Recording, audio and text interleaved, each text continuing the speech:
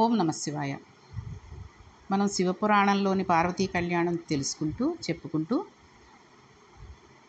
దాక్షాయినిగా ఆవిడ శరీరాన్ని విదిలివేయడం, శివుడు కోపించి తన జటాజూటంలోంచి ఒక జటని భూమి మీద పడేసిన వెంటనే వీరభద్రుడు జన్మించడం, వీరభద్రుడు అవతరించడం, ఆయన దక్షయజ్ఞానికి వెళ్ళి భృగువుని అనేక రకాలుగా హింసించడం, అక్కడ ఉన్న వాళ్ళందరినీ కూడా శివుని నింద చేస్తున్నప్పుడు చూస్తూ ఉన్నారని, నిరీశ్వర యాగం చేస్తున్న వాళ్ళు వచ్చారని చెప్పి సరస్వతీదేవి యొక్క ముక్కు కూడా గిల్లేసినటువంటి సందర్భాలన్నింటినీ కూడా తెలుసుకుంటున్నాం. ఇంకా ఈ వీరభద్రుడు ఏమేం చేశాడో తెలుసుకుందాం. భృగువుని ఈ రకంగా చేసేసిన తర్వాత పూషుడి దగ్గరికి వెళ్ళాడు వీరభద్రుడు. పూష అనబడి ఆ సూర్యరూపాన్ని పడగొట్టి, నీవు సూర్యుడివి, జ్ఞానమూర్తివి, నోటితో మంచి మాటలు పలకాలి, నువ్వు ఇటువంటి యాగం జరగకూడదని చెప్పవలసిన వాడివి, కర్మసాక్షివి, మంచి మాటలు చెప్పవలసిన వాడివి, అలా చెప్పకుండా నిరీశ్వర యాగంలో కూర్చున్నావా, హవిస్సులు తిందామని పళ్ళు కిలించి చూస్తున్నావా, నీకెందుకురా ఈ నోరు, నీ నోటి నుంచి మంచి మాటలు రావు కదా అని ఆయనను కింద పడగొట్టి మోకాలతో ఆయన గుండెలను తొక్కిపెట్టి నోరు తెరిచి ఆయన పళ్ళను పట్టుకుని నలిపేశాడు. అలా చేసేసరికి మొక్కజొన్న గింజలు ఊడిపోయినట్టుగా ఆయన పై వరుస పళ్ళు కింద వరుస పళ్ళు ఊడిపోతే, నోట్లో ఉండిపోయిన పళ్ళు నీళ్ళలో పడిపోయిన దానిమ్మ గింజలను ఏరేసినట్టుగా ఏరేసి, నెత్తుడితో కూడిన ఆ పళ్ళను గాలిలోకి విసిరేసి, ఇవాళ నుంచి నీవు మాట్లాడితే నీకు పళ్ళు లేవు కాబట్టి భాష యందు తప్పులు వస్తాయి, భాష యందు తప్పులు రావడం నీతోనే మొదలవుతుంది అని చెప్పాడు. ఇంతటి జ్ఞాని అయిన పూష అనబడే సూర్యుడికి ఆనాటి నుంచి పళ్ళు లేక సరిగ్గా మాట్లాడలేకపోయాడు.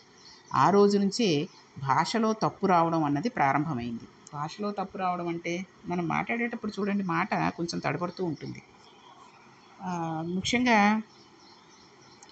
ఏదైనా గబగబా చెప్పాలనుకున్నప్పుడు, కోపంగా చెప్పాలనుకున్నప్పుడు మాట తడపడిపోయి ఒత్తులు అవి కూడా ఒక మాటకి ఒక మాట పా అనాల్సిన చోట ఏదో కా అనేసి లా అనేసి ఇలాంటివన్నీ వచ్చేస్తూ ఉంటాయి. అటువంటప్పుడు ఆ భాష తప్పొచ్చేస్తూ ఉంటుంది. రుద్రుడు అని రాయాలంటే ఎలా రాయాలి, రాకి కొమ్మివ్వాలా లేకపోతే లో ఉన్న రూ రాయాలా అనేటటువంటిది తెలియకుండా, ఇప్పుడు చూడండి తెలుగులో చాలామంది నీళ్ళు అని మాట లా పలకాలి, నీళ్ళు అంటున్నారు, లా మామూలులా పలుకుతున్నారు. కళ్ళుకి తేడా తెలియట్లేదు. అటువంటి భాషా దోషాలన్నీ కూడా అప్పటి నుంచే మొదలెట్టాయి. ఎప్పుడు ఈ పూషుడు అనేటువంటి వాడి పళ్ళన్నింటినీ వీరభద్రుడు పీకేసిన తర్వాత నుంచే భాషల్లో తప్పు రావడం అన్నది ప్రారంభమైంది. ఇది వీరభద్రుని విజృంభణ చేత వచ్చింది. చంద్రుడు చల్లటివాడు, పరిగెత్తి వీరభద్రుడు పంటకట్టుండాడేమోనని ఒక మూల నక్కి చూస్తున్నాడు. ఎంత నక్కి చూస్తున్నా తెల్లటి కాంతి పడుతూ ఉంటుంది కదా. వీరభద్రుడు వెనక నుండి వెళ్ళి చంద్రుడిని పట్టుకుని, ఏరా నీకు క్షయవాది వచ్చేస్తే ఆనాడు వెళ్ళి అక్కడ కూర్చుని శంకరుడు గురించి తపస్సు చేశావు. మహానుభావుడు నీకు క్షయవాది 15 రోజులే ఉండేటట్టుగా చిరంజీవత్వాన్ని ఇచ్చి నిన్ను తీసుకువెళ్ళి తన నెత్తి మీద పెట్టుకున్నాడు. ఆయన నెత్తి మీద నుండి దూకి నిరీశ్వర యాగానికి వచ్చి చల్లగా కూర్చున్నావా, నీకు ఈ యాగం కావాల్సి వచ్చిందా అని చంద్రుడిని కింద పడేసి తన 2 కాళ్ళతో పైకెత్తి చంద్రుడి కడుపు మీదకి ఒక గెంతాడు. చంద్రుడికి పక్కటెంకలన్నీ విరిగిపోయి కడుపు నిండా నీళ్లు తాగేసిన వాడి కడుపు మీద ఒత్తితే నోట్లోంచి నీళ్లు వచ్చినట్టు చంద్రుడి మీద 2 కాళ్ళు వేసి తొక్కితే చంద్రుడి నోట్లోంచి అమృతధార పైకి లేచి వీరభద్రుని పాదాలని అభిషేకం చేసింది. అమృతపు తుంపరలతో కూడిన పాదాలు ఉన్న వీరభద్ర, నీకు జయము నమస్కారం అన్నాడు పోతన్న. ఆ రకంగా అమృత అభిషేకం ఆయనకి జరిగింది. పట్టి సంబుల ద్రుంచి పలుబాణముల నుంచి ముసలాయుధంబుల మోది అలుగుల నాటించి అరచేతులను ద్రేసి ముష్టిఘాతంబులను ముంచి కత్తుల నరయించి గదుల క్రుళ్ళనాగించి భూరిశూలంబుల పొడిచి శక్తుల దూలించి చక్రాల పరిమార్చి పటునార సంబుల పరిపి పెనుచిరమైన ప్రేగులు పెరికి చెనికి మేనుల పట్టలు చీరి దాసి చెక్కుల ముక్కులు కోసి వీరభద్రుడు వేల్పుల దోలదెడిగే. అలా వీరభద్రుడు దేవతల వెంటబడి తన 1000 చేతులతో చావగొట్టాడు. 10 దిక్కుల యందు ఎక్కడ చూసినా ఆ వీరభద్రుడు గుద్దిన చప్పుళ్లే వినబడుతున్నాయి. ఎక్కడ చూసినా అబ్బో అమ్మో అనే కేకలే వినబడుతున్నాయి. కొంతమందిని తన చేతులతో ఉండే పట్టి సములతో కొట్టాడు, కొంతమందిని కత్తులతో నరికేశాడు, కొంతమందిని ముక్కులతో గోళ్లతో గిల్లేశాడు. ఇప్పుడు దక్షుడి మీదకి వెళ్ళి ఆయన మెడను నరకడానికి ప్రయత్నించాడు. దక్షుడి మెడ తెగలేదు. దక్షుని శరీరం అంతా మంత్రపూరితం అయిపోయి ఉంది, అందుకని ఆ కంఠం తెగలేదు. ఇది వీరభద్రుడి చేతి ఖడ్గానికి తెగలేదు చూడండి. తెగకపోతే పశువా, నీ పీక తెగిపోకపోతే ఊరుకుంటాననుకున్నావా అని గుండెల మీద తన కుడికాలి పాదంతో తొక్కి తలకాయను 2 చేతులతో గడ్డిని మోపు కట్టినప్పుడు తిప్పేసినట్టుగా తిప్పేసి అది బాగా మెలిపడిపోయి సన్నగా అయిపోయిన తర్వాత ఊడబెరికేశాడు. అలా ఊడబెరికి, నీ బ్రతుక్కి నిరీశ్వర యాగమా, ఈ హోమగుండంలోనే కదా శివుడికి ఇవ్వనని హవిస్సులన్నింటినీ వేశావు, ఇప్పుడు ఈ యాగంలో నీ తలకాయను వేసేస్తున్నానని అగ్నిహోత్రాన్ని పిలిచి రా వెలుగు అన్నాడు. భయపడుతూ వచ్చి అగ్నిహోత్రం వెలిగింది. దీనిని తీసుకో అని దక్షుడు తలకాయన అగ్నిహోత్రంలో పడేశాడు. పిమ్మట రుద్రగణాలను పిలిచాడు. ఈ హోమగుండంలోంచే కదా దేవతలు హవిస్సులు పుచ్చుకున్నారు, ఈ హోమగుండంలో మీ మూత్రాన్ని విసర్జించండి అన్నాడు. వాళ్ళందరూ హోమగుండంలో మూత్ర విసర్జన చేశారు. ఆడలేదు మగలేదు, కనబడ్డ వాళ్ళని కనబడ్డన్నట్టు కొట్టేశాడు. ఇంతమందిని కొట్టి ఉగ్రమూర్తి అయ్యి ఆ వీరభద్రుడు నాట్యం చేస్తుంటే ఆపగలిగిన మొనగాడెవడున్నాడండి? మిగిలిన వాళ్ళు కొంతమంది ఉంటే వీళ్ళందరూ పరుగు పరుగున చతుర్ముఖ బ్రహ్మ సదనానికి వెళ్ళారు. ఈలోగా వీరభద్రుడు తన చేతిలోని పట్టిసాన్ని పెట్టి అక్కడ ఉన్న వాళ్ళందరినీ సంహరించేశాడు. దాని నిండా నెత్తురు ముద్దల కింద అంటుకుంది. ఈ పట్టిసం తీసుకువెళ్ళి గోదావరి నదిలో కడిగి శాంతమూర్తి అయ్యాడు. ఎక్కడ తన చేతిలో ఉన్న పట్టిసం వీరభద్రుడు కడిగాడో అదే పట్టి సముద్రం, పట్టిసీమ అంటూ ఉంటాం కదండి, అది. దక్షయజ్ఞం జరిగిన చోటు దక్షారామం, పరమ పుణ్యక్షేత్రం. ముహూర్తం దాటిపోతున్నా గోదావరిని తేలేకపోయానని ఋషులు బాధపడుతుంటే వేళ మించిపోతోందని తనంత తానుగా దక్షారామంలో భీమనాథ శివలింగం, శంకరుడు భీమనాథుడిగా వెలిసిన క్షేత్రం. ఆయన దర్శనం చేసుకుంటే చాలు సమస్త భోగాలు ఇచ్చేస్తాడు.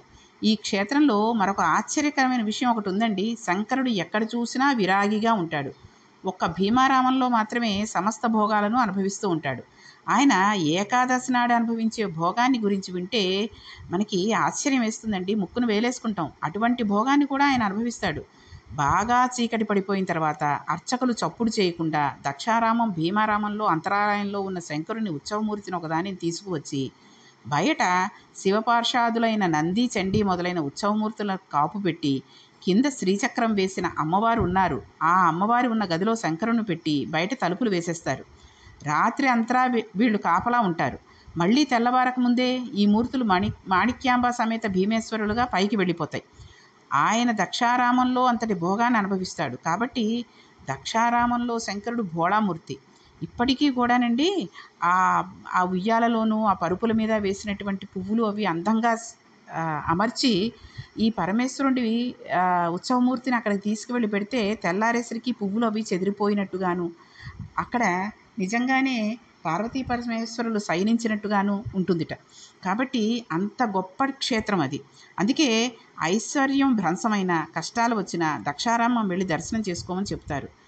దక్షారామం గురించి శ్రీనాథ మహాకవి చాలా గొప్పగా చెప్పారండి.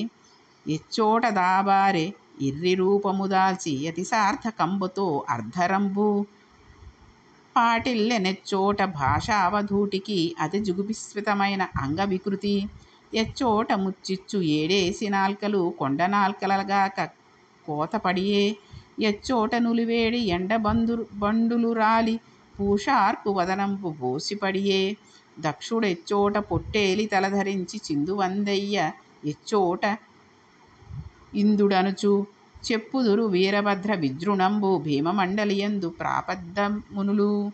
వీరభద్రుడు ఆ యాగంలోకి రాగానే యాగం జింక రూపం దాల్చి అక్కడి నుంచి పారిపోయింది. ఇక్కడే సరస్వతీదేవికి ముక్కు దిగి కింద పడిపోయితే ఆమెకు అంగవైకల్యం వచ్చింది. ఇక్కడే త్రేతాగ్నుల నాలుకలు కొండ నాలుకల వరకు కోత వేయబడ్డాయి. ఇక్కడే పూష అనబడే సూర్యుని పళ్ళు రాలిపోయి బోసినోటివాడు అయిపోయాడు. ఇక్కడే దక్షుడు మేకతలకాయలను పెట్టుకుని పూజ చేయాల్సి వచ్చింది. ఇక్కడే చంద్రుడు అవమానాల పాలయ్యాడు. ఈ ప్రాంతంలోనే వీరభద్రుడు గచ్చలు కట్టి దక్షయజ్ఞాన్ని ధ్వంసం చేశాడు. ఇది అటువంటి క్షేత్రమని అక్కడ భీమమండలమునందు ఉండే మునులు చెప్పుకుంటూ ఉంటారు. అసలు ఈ క్షేత్రంలో పాదం పెట్టడమే గొప్ప అని అక్కడికి వెళ్ళి ప్రణిపాతం చేసి నమస్కారాలు చేస్తూ ఉంటారు. ఇప్పటికీ రామంలో ఏదైనా ఉత్సవం చేస్తే సూక్ష్మ రూపంలో దేవతలు వచ్చి ఆలయాన్ని సిద్ధం చేస్తూ ఉంటారు. కాళ్ళగజ్జలు గల్లుగల్లు అంటూ ఉండగా వాయుదేవుని భార్య వచ్చి రేపు శివుడికి ఇక్కడ ఉత్సవం జరుగుతుందని దక్షారామ దేవాలయం అంతటినీ ఊడుస్తుంది. లక్ష్మీదేవి తన చేతిలో ఉండే పద్మంలో ఉన్న తేనెని తీసి దక్షారామ దేవాలయంలో కళాపి చల్లుతుంది. ఆకాశకంగా తామ్రవర్ణి వీళ్ళిద్దరూ కలిసి వచ్చి రేపు ఇక్కడ శంకరుడికి ఉత్సవం అవుతుందని అక్కడ ముత్యాల ముగ్గులు పెడతారు. యముడి భార్య వచ్చి దున్నపోత మీద నుండి దిగి చేతిలో సాంబ్రాణి పట్టుకుని దేవాలయానికి అంతటికీ ధూపం వేసి పెడుతుంది. పాతాళలోకంలో ఉండే నాగకాంతలు తమ పడగల మీద ఉండే మణుల కాంతలలో ఆ చీకట్లలో తెల్లవారుజామున వచ్చి భీమేశ్వరుడికి దీపాలు పెడతారు. ఎప్పుడు దక్షారామంలో ఉత్సవాలు జరిగినా ఇది జరగవలసిందే. దక్షారామం అంత గొప్ప క్షేత్రం. అదే దక్షవాటిక. ఈవేళ మనం ఈ క్షేత్రాన్ని ద్రాక్షారామం అని పిలుస్తున్నాం. దాని పేరు ద్రాక్షారామం కాదు, దాని అసలు పేరు దక్షారామం, దక్షుని ఆరామము అని పేరు. కాబట్టి ద్రాక్షారామం మన జీవితంలో ఒకసారి చూడవలసిన ప్రదేశం. అక్కడికి వెళ్ళినప్పుడు ఈ కథంతా మనం ఒకసారి మననం చేసుకుని చక్కగా తర్వాత చూడండి, వాయుదేవుడి భార్య ఏం చేసింది, లక్ష్మీదేవి ఏం చేసింది, యముని భార్య ఏం చేసింది, ఇవన్నీ మనం తలుచుకుని అక్కడ అలా ఉన్నట్టుగా ఊహించుకుంటూ ఒక్క నిమిషం కళ్ళు మూసుకుని ఆ ప్రాంగణంలో కూర్చుని అవన్నీ తలుచుకుని ఆ పరమేశ్వరుడి అనుగ్రహాన్ని కనుక మనం పొందినట్టయితే చాలు ఈ జన్మ కదండి. అందుకని ద్రాక్షారామం అంటే దక్షారామం మనం ఒకసారి జీవితంలో చూడవలసిన ప్రదేశం. దేవతలందరూ చతుర్ముఖ బ్రహ్మ దగ్గరకు వెళ్ళారు. వెళ్ళి, మహానుభావ, మాకు ఎంత భయంకరమైన స్థితి వచ్చిందయ్యా. దిక్కుమాలిన దక్షుడు యజ్ఞం చేయడం కాదు కానీ అవతల సతీదేవి దేహత్యాగం చేసింది. ఆ యజ్ఞంలో దెబ్బతినినవాడు ఒక్కడు లేడు, దెబ్బ తిననివాడు ఒక్కడు లేడు. రాక్షసులు యుద్ధం చేసినప్పుడు కూడా ఇలా కొట్టలేదు. మహానుభావుడైన శంకరుడికి ఆగ్రహాన్ని తెప్పించాం. దాని పాప ఫలితం మేము ఈవేళ అనుభవిస్తున్నాం. ఒక జట కొడితే వచ్చినవాడు ఇలా ఉంటే కైలాసంలో ఉన్న ఆయన ఎలా ఉన్నాడో, ఇప్పుడు ఆయన దగ్గరకు మళ్ళీ వెడితే ఇంకా ఎక్కడైనా ఎవడైనా మిగిలిపోయి ఉన్నాడేమోనని ఇంకొక జట కొట్టినట్లయితే ఏమవుతుందో, ఏమిటి దీనికి పరిష్కారం అని అడిగారు. అప్పుడు ఆయన, మీరు చేసిన పాపం సామాన్యమైన పాపం కాదు. ఆయన సర్వుడు, భవుడు, ఉగ్రుడు, భీముడు, రుద్రుడు, పశుపతి, మహాదేవుడు, ఈశానుడు, 8 రూపాలతో ప్రకాశిస్తున్నవాడు పరమశివుడు. ఈ బుద్ధి లేని నిర్వీశ్వర యాగం చేయడం ఏమిటి? దానికి మీరెలా వెళ్ళారు? మీ బుద్ధి గడ్డి తినిందా? ఇది చేయకూడదని మూకమ్మడిగా చెప్పవలసిన బాధ్యత మీకు లేదా? ఎందుకు వెళ్ళారు? అలా వెళ్ళినందుకు మీరు ఫలితాన్ని అనుభవించారు. అయినా మీకు ఒక మాట చెబుతున్నాను. శంకరుడు కరుణాపూరిత హృదయుడు. ఇప్పుడు కైలాసానికి వెడితే శంకరుడు మనల్ని ముక్కలు చేసేస్తాడని మీరు అనుకుంటున్నారు. కానీ పరిస్థితి అలా ఉండదు. మనం బుద్ధి తెచ్చుకుని ఆయనను నమస్కరించడానికి వెడితే ఆయన మిక్కిలి ప్రసన్నమూర్తిగా ఉంటాడు. రండి వెడదాం అని చెప్పి చతుర్ముఖ బ్రహ్మ వీళ్ళందరినీ తీసుకుని కైలాసానికి వెళ్ళాడు. అక్కడికి వెళ్ళేసరికి శంకరుడు ప్రశాంత వదనంతో పెద్ద వటవృక్షం కింద కూర్చుని తన ఎడమ తొడ మీద కుడిపాదం పెట్టుకుని సనక సనందనాది మహర్షులందరూ తన చుట్టూ కూర్చుని ఉండగా పరబ్రహ్మానికి సంబంధించిన జ్ఞానాన్ని చక్కగా చిన్ముద్ర పట్టి తనలో తాను రమిస్తున్నవాడే సన్నటి చిరునవ్వు నవ్వుతూ పరమానంద స్వరూపంగా వాళ్ళందరికీ జ్ఞానబోధ చేస్తున్నాడు. మౌన వాక్యాప్రకటిత పరబ్రహ్మతత్వం యువానాం వర్షిష్టాంతే వసదృష్టి గణైరావృతం బ్రహ్మనిష్టై ఆచార్యేంద్రం కరకలిత చిన్ముద్రమానందరూపం స్వాత్మారామం ఉదిత వదనం దక్షిణామూర్తిమీడే. దక్షిణామూర్తి స్తోత్రంలో ఉంది ఈ శ్లోకం. ఎక్కడ చూసినా కైలాస పర్వతం మీద లతావితనాలు, పొదరిళ్ళు, ఋషులు, ప్రమదగణాలు, నందీశ్వరుడు, గంటల చప్పుడు, వచ్చే విమానాలు, వెళ్ళే విమానాలు, అందరూ శంకరుడికి పరమభక్తితో నమస్కారాలు చేస్తున్నారు. పరమభక్తితో అందరూ పంచాక్షరీ మహామంత్రాన్ని జపం చేసుకుంటున్నారు. ఆ కైలాస పర్వతం పరమ రమ్యంగా శోభాయమానంగా ఉంది. బుద్ధి తెచ్చుకున్న దేవతలు శంకరుడి దగ్గరికి వెళ్ళి నిలబడి, సమత నదికాక తావకాసంబులైన శక్తి శివరూపముల గ్రీడ సలుపు దూర్ణ నాభిగతి విశ్వజనన వినాశ వృద్ధి హేతుభూతుండ వగుచుందు వీసరుద్ర. స్వామి, మా బుద్ధి గట్టితింది. నీవు శక్తియే అమ్మవారితో కలిసి సాలెపురుగు ఎలా అల్లుతుందో అలా ఈ లోకాలన్నింటినీ సృష్టి చేస్తున్నావు, నిలబెడుతున్నావు, లయం చేస్తున్నావు. అటువంటి పరమాత్ముడైనటువంటి నిన్ను గుర్తెరగా మేము ధూర్తతనంతో ప్రవర్తించి నిరీశ్వర యాగానికి వెళ్ళాం. ఆ యాగం ఇప్పుడు చాలా భయంకరమైన స్థితిలో ఉంది. ఎందరో ఎముకలు విరిగిపోయాయి, అంగవైకల్యం సంభవించింది, దక్షవాటిలో పడిపోయి ఉన్నారు. ఈశ్వర, నీవు కాకపోతే మమ్మల్ని రక్షించేవారెవరు? కృపచేసి మమ్మల్ని కాపాడవలసింది అని ప్రార్థించారు. అందితే జుట్లు, అందకపోతే కాళ్ళు అంటారు చూసారా, ఆ రకంగా ఉన్నారు ఇప్పుడు పరిస్థితిలో దేవతలు. శంకరుడు వెంటనే చిరునవ్వు నవ్వి, మీరు తెలుసుకుంటే చాలు, అంతకన్నా మిమ్మల్ని బాధ పెట్టడం నా ఉద్దేశం కాదు. ఎవరెవరు దెబ్బలు తిని మరణించి ఉన్నారో వాళ్ళందరూ పూర్వం ఎలా ఉన్నారో అంతే తేజస్సుతో సజీవులవుదుగాక. దంతములు రాలిపోయిన పూష అనబడే సూర్యస్వరూపం యజమానుల పళ్ళతో ఆయనే నమ్ములుగాక, ఆయనే స్వీకరించుగాక. ఆయనకి పళ్ళు ఊడిపోయాయి కాబట్టి ఆయనకు మెత్తటి పరమాన్నం నివేదన చేయబడుగాక. ఇప్పుడు ఆగిపోయిన యాగం యథారీతిగా శస్త్రాస్త్రీయంగా వేదం ఎలా చెప్పిందో అలా పూర్తి చేయబడుగాక. దక్షుడి తల అగ్నిహోత్రంలో కాలిపోయింది కాబట్టి మూర్ఖత్వానికి పిరికితనానికి ప్రతీక కనుక మేక ముఖాన్ని తీసుకువచ్చి దక్షుడి శిరస్సుకు అతికించబడుగాక. దక్షుడు సజీవుడగుగాక. అతడు బుద్ధి తెచ్చుకుని సంతోషంగా జీవితాన్ని గడుపుగాక. మీరందరూ పరమ సంతోషంతో ఆనందంగా ఉందురుగాక అని చెప్పాడు. ఎక్కడా తన భార్య గురించి మాట్లాడలేదు. ఇది శంకరుడు అంటే. ఇప్పుడు మనం శంకరుడిని స్తోత్రం చేయకుండా ఉండటాన్ని ఎలాగా భరించగలమండి? శంకరుని స్తోత్రం చేయకుండా ఉండగలమా? శంకరుడు ఇంతటి త్యాగి, ఇంతటి మహానుభావుడు, అందరికీ వరములు ఇచ్చేశాడు, అందరినీ పునరుజ్జీవులను చేసేశాడు. ఎంతో బాధ కలిగేటటువంటి విషయం అక్కడ. భార్య ఆహుతి అయిపోయింది. అయినా సరే మిగిలిన వాళ్ళందరూ కూడా తన పిల్లలు అనుకుని క్షమించేశాడు. ఇప్పుడు దక్షుడు మేకముఖం పెట్టుకుని శంకరుడి దగ్గరికి వచ్చాడు. వచ్చి సాష్టాంగపడి దొర్లి దొర్లి ఏడుస్తూ అన్నాడు, విను నీ కపరాధుడనగు నన్ను దండించుటది దండనము కాదు, మదిన్నను రక్షించుటగా మనమున దులతునే దేవ యభవ పురహర రుద్ర. తండ్రి దేవ అభవ పురహర రుద్ర, నీవు నన్ను దండించావని అనుకోవడం లేదు. నువ్వు ఇలా ఈ మస్తిష్కాన్ని తీసి ఉండకపోతే నేను ఇంకా ఎన్ని పాపాలు చేసి ఉండేవాడినో. ఈ పాపాన్ని ఇక్కడతో తీసేసి నాకు ఒక మేకతలను అమర్చావు. ఇక నుంచి బుద్ధి తెచ్చుకుని బతుకుతాను. నువ్వు దండించావన్న భావనే నా యందు లేదు. శంకరుడు నన్ను ఎంత రక్షించాడోనని ఇప్పుడు గుర్తెరిగాను అన్నాడు. శంకరుడు ఏమీ మాట్లాడలేదు, ఏమీ అనలేదు. తదాస్తు, చాలా సంతోషం, దక్ష చక్కగా వెళ్ళి యజ్ఞాన్ని పూర్తి చేయి అని ఆదేశించాడు. అసలు ఎదురుగుండా భార్య మృతికి కారకుడైన వాడు కనిపిస్తే అంత నిబ్బరంగా వెళ్ళి యజ్ఞం చేసుకో, ఏం పర్వాలేదు, చాలా సంతోషం అని ఎవడైనా అంటారటండి? అది పరమేశ్వరుడి దయ అంటే. ఇప్పుడు వీళ్ళందరూ వెళ్ళి ఆ యాగాన్ని పూర్తి చేశారు. అప్పుడు చతుర్ముఖ బ్రహ్మ, శ్రీ మహావిష్ణువు వచ్చారు. ఇటువంటి తప్పు పనులు ఎప్పుడూ చేయవద్దు అని వాళ్ళు చెప్పారు. యాగం పూర్తి చేయబడింది. మనకి దక్షయజ్ఞ ధ్వంసం గురించి ఒక మాట చెప్తారు. ఈ ఆఖ్యానం చదివిన ధీయుతులకు వినిననియట్టి ధీరులకు ఐశ్వర్యాయు కీర్తులు కలుగును, పాయును దురితములు తొలుగు భవబంధముల్. అంటే దక్షయజ్ఞం గురించి విన్నా చదివినా ఎటువంటి ఫలితం కలుగుతుంది అన్నది కూడా మనకి శంకరుడు శివమహాపురాణంలో చెప్పేశాడు. అవి ఎటువంటి ఫలితాన్ని పొందుతాం మనం ఈ దక్షయజ్ఞం చదివినందువల్ల, విన్నందువల్ల, ఆ ద్రాక్షారామం వెళ్ళినందువల్ల ఎంతటి మహోపకారాన్ని, ఎంత పుణ్యాన్ని సంపాదించుకుంటాం అనే విషయాన్ని రేపు చెప్పుకుని, ఇంకా ఆ దక్షయజ్ఞం పూర్తయిన తర్వాత సతీదేవి గురించి వాళ్ళు ఏ రకంగా ఆవిడను మళ్ళీ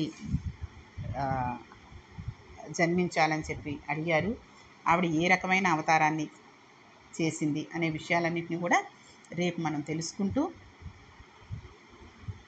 ఆ పరమేశ్వరుడి అనుగ్రహం మనందరి అందులో ఉండాలని, మనందరికీ ఆ ద్రాక్షారామం చూసేటటువంటి భాగ్యాన్ని ఆయన ఇవ్వాలని కోరుకుంటూ, అక్కడికి వెళ్ళిన తర్వాత మనం చక్కగా ఈ దక్షయజ్ఞాన్ని గురించి, తర్వాత పరమేశ్వరుడు యొక్క ఉత్సవాలు జరిగేటప్పుడు ఆ దేవతలందరూ వచ్చి ఏ రకంగా పనులు చేస్తారు అనేవి కూడా తలుచుకుని, అక్కడ వేసిన ముగ్గుల్ని ఆ యమధర్మరాజు భార్య వేసిందని, కళ్ళాపిని లక్ష్మీదేవి వేసిందని, తర్వాత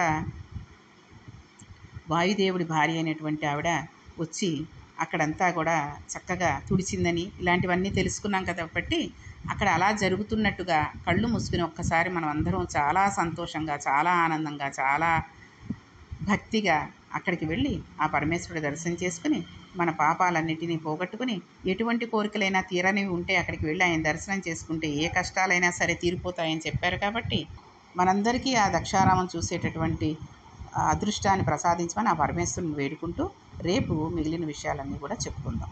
ఓం నమః పార్వతీపతి హర హర మహాదేవ. శంభో శంకర.